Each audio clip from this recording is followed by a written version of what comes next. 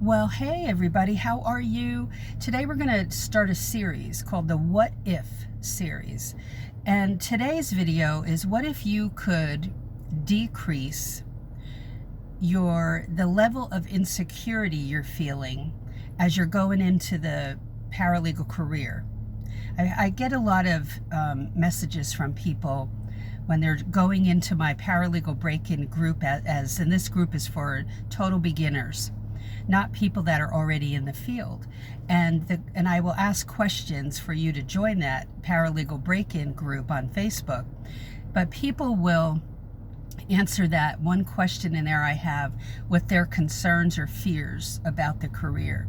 And so today we're going to talk about this. How do you reduce the level of insecurity that you feel by going in, and whether you're cut out for this or you know enough?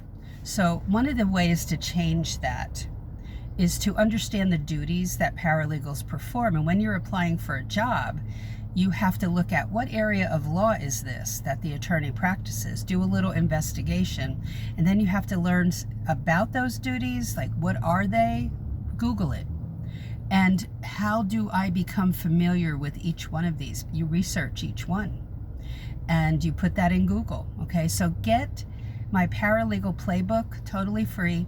Go to paralegalcoffeetalk.com and look under Paralegal Resource Hub, and you'll see it there.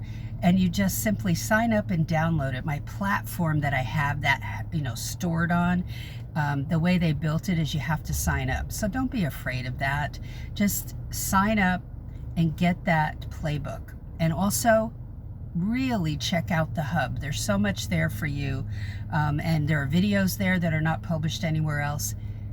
The more you know, the less insecure you will feel. And I mean, not about becoming a lawyer. You're becoming an assistant to the lawyer, which is different. And so that's why I'm telling you to look at the duties that you'll be performing.